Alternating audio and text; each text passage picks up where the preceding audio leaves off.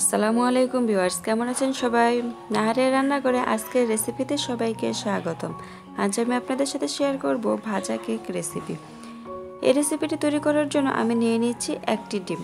ফ্রিজে থাকলে ফ্রিজ থেকে অবশ্যই 10 মিনিট আগে বের করে রাখতে হবে। তারপরে নিয়ে নিচ্ছি 1 কাপ চিনি, আর তার সাথে দিয়ে দিচ্ছি হাফ চামচ পরিমাণে লবণ। এবার লবণ, চিনি আর ডিমটাকে খুব সুন্দর করে ফেটিয়ে নেব। এটাকে কমপক্ষে 10 মিনিট সময় ফেটিয়ে নিতে হবে।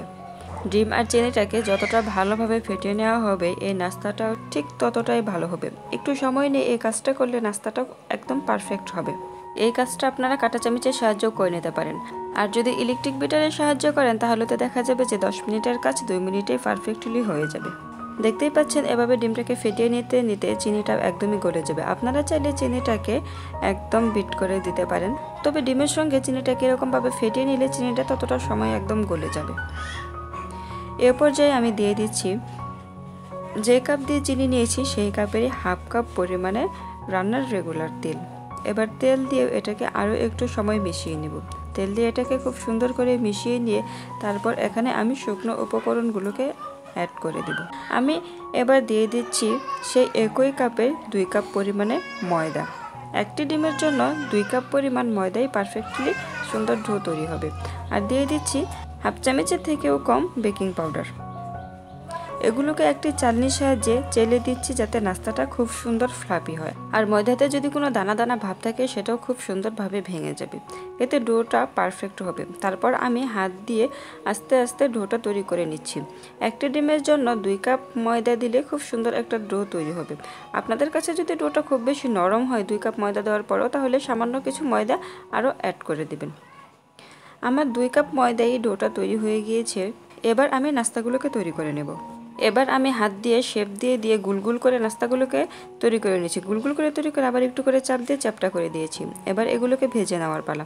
চুলায় কড়াই বসে তাতে তেল গরম হতে দিয়ে দিয়েছি। তেলটা ভালোভাবে গরম করে নিয়ে এক এক করে এই নাস্তাগুলোকে দিয়ে দিতে হবে।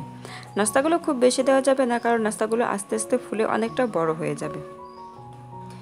এক এক করে এই নাস্তাগুলোকে দিয়ে 2 থেকে 3 মিনিট পর যখন একটি সাইড কিছুটা হয়ে আসবে, তখন উল্টিয়ে অপর সাইডটা একদম ক্রিস্পি করে আমি এগুলোকে ভেজে নেব।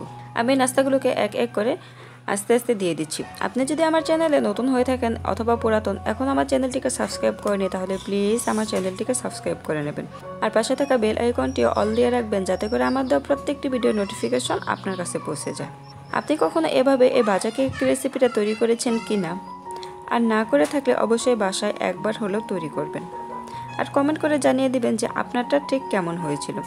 এই কেকটা তৈরি করে আপনি বিকালের নাস্তায় যেমন পরিবেশন করতে পারেন, বাচ্চাদের টিফিনেও দিয়ে দিতে পারেন। প্রথম ব্যাচেরগুলো ভাজা হয়ে গেছে। এবার এগুলোকে আমি তেল ঝরিয়ে তুলে নিয়ে দ্বিতীয় ব্যাচের সবগুলোকে ভেজে নেব। আমি এক এক করে সবগুলো নাস্তাকে ভেজে নিয়েছি। দেখতেই পাচ্ছেন নাস্তাগুলো কতটা সুন্দর হয়েছে। আশা করি আজকের রেসিপিটি সবার কাছে খুব ভালো লাগবে। রেসিপিটি ভালো লেগে থাকলে ভিডিওটিতে একটি লাইক দিয়ে বেশি বেশি করে শেয়ার করে দেবেন। এতটা সময় পাশে থাকার জন্য সবাইকে অনেক অনেক ধন্যবাদ। দেখা হবে নতুন কোনো রেসিপিতে। আল্লাহ হাফেজ।